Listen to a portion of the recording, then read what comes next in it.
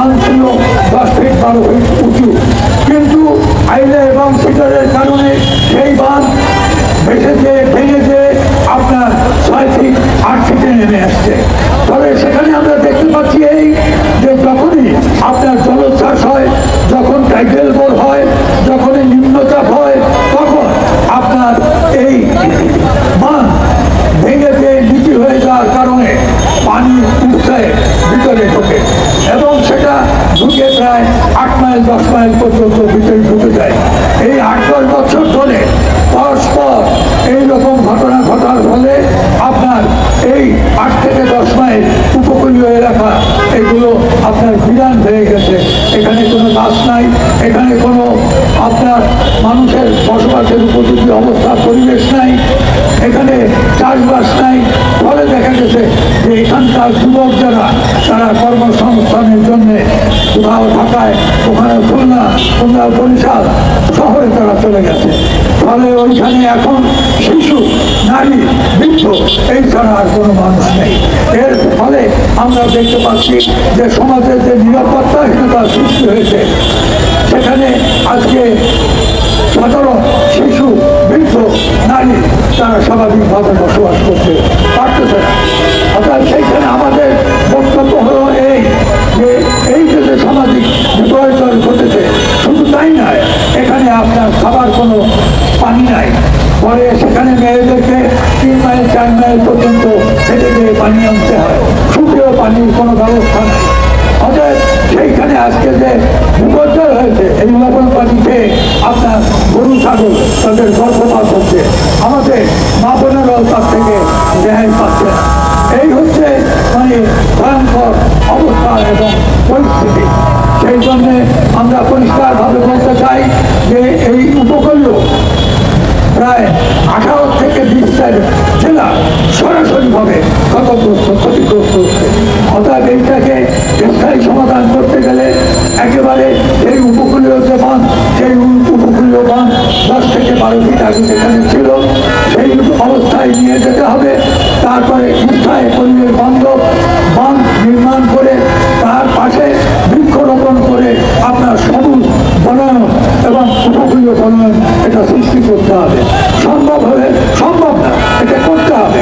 এই বাঁধকে আপনার স্থায়ী রাস্তা হিসাবে পাকা করে আপনার যাতে সুদৃঢ় হয় এবং বন্যায় এবং টাইডাল করে জলোচ্ছ্বাসে যাতে আপনার সেগুলো ভেঙে টুকে না যায় সেদিকে।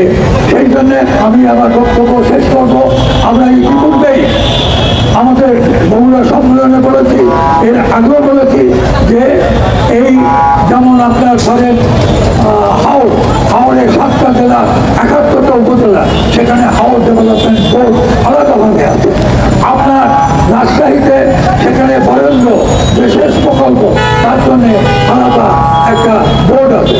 অর্থাৎ এই যে উপকূলীয়, সেই উপকূলীয় যে বাঁধের সমস্যা, তারপরে এই জলবায়ুতে এই অবস্থা পরিবেশ পরিবর্তনের কারণে যে ইকোলজিক্যাল ইমব্যালেন্স অর্থাৎ জলবায়ু পরিবর্তন সমুদ্রের কারণে যে সংকট সৃষ্টি হচ্ছে, সেই সংকট নিয়ন্ত্রণের জন্য আলাদাভাবে একটা মিনিস্ট্রি আন্ডারে সেখানে আলাদা বোর্ড অবশ্যই গঠন করতে হবে।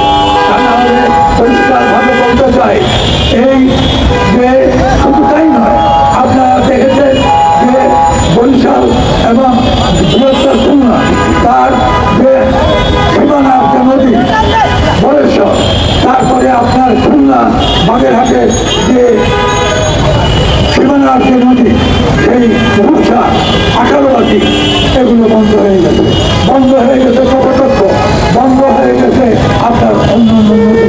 অর্থাৎ এই নদীকে খনন করে আপনার পদ্মার যে নিচে পানি, সেই নিচে পানি যদি আমরা সরবরাহ করতে পারি, তাহলে আমরা দেখা যাবে যে এই লবণ পানি 50 মাইল দক্ষিণে ফেলে নিয়ে যে এই লবণাক্ত এলাকাকে আপনার নিশ্চিত পানির আওতায় এনে সেখানে পরিবেশকে উন্নত করা সম্ভব। এইটা যদি না হয়, তাহলে আমরা বলি এই নদী খনন করতে হবে, উপকূলীয় বাঁধ তৈরি করতে হবে, বনায়ন করতে হবে এবং পরিবেশ রক্ষার জন্য আর যা যা করা দরকার সেগুলো করতে হবে।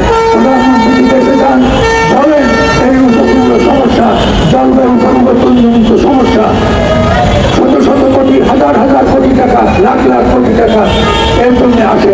কিন্তু দুর্ভাগ্য এই যে এনজিওর মারফতে এবং অন্যান্যভাবে এটাই হয়।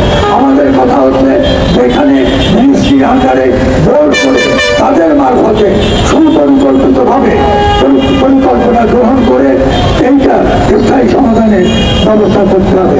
তাই যদি না হয় পরিষ্কারভাবে বলে দিতে চাই, আপনারা দেখেছেন ভারতের কৃষকরা কিভাবে তারা আপনার দিল্লির পথ বন্ধ করে দিয়েছে।